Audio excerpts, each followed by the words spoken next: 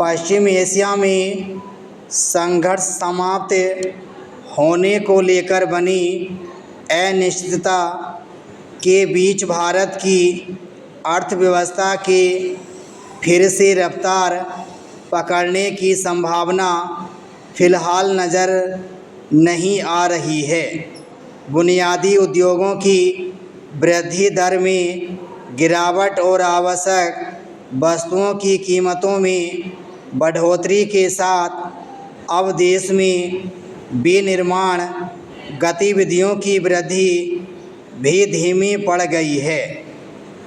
HSBD India विनिर्माण क्रय प्रबंधक सूचकांक की ताज़ा रिपोर्ट के मुताबिक विनिर्माण में वृद्धि का आंकड़ा इस वर्ष मई के 55 से घटकर जून में 54.2 पर पहुंच गया।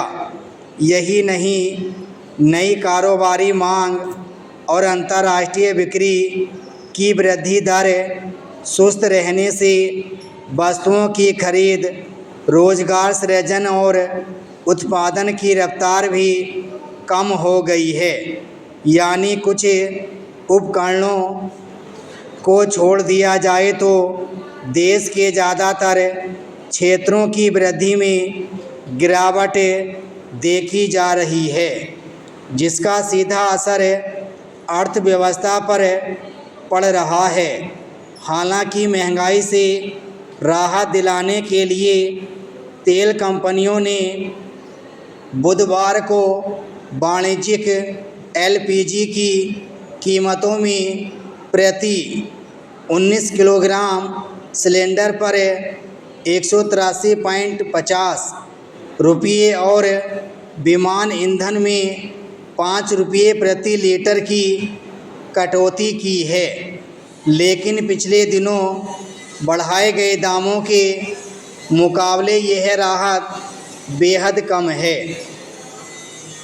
इसमें दोहराए नहीं कि पश्चिम एशिया में संघर्ष से उपजे संकट का असर देश की अर्थव्यवस्था पर पड़ना तय था। लेकिन सवाल यह है कि सरकार की ओर से इसके प्रभाव को कम करने के लिए समय रहते वैकल्पिक उपाय तलाशने पर ध्यान क्यों नहीं दिया गया। ऐसा भी नहीं है कि सरकार इस संकट की संभावनाओं से अनभिज्ञ थी। दावे किए जाते रहे कि स्थिति को संभालने के लिए आवश्यक कदम उठाए जाएंगे, मगर इन प्रयासों के सकारात्मक परिणाम धरातल पर कहीं नज़र नहीं आते हैं। HSBD की मासिक सर्वेक्षण रिपोर्ट के मुताबिक इस वर्ष जून में भारतीय वस्तुओं की अंतर्राष्ट्रीय मांग में वृद्धि की रफ्तार 39 महीनों में सबसे कमज़ोर रही। इससे यह अंदाज़ा लगाना मुश्किल नहीं है कि भारतीय निर्यात कारोबार पर कितना गहरा असर पड़ा है।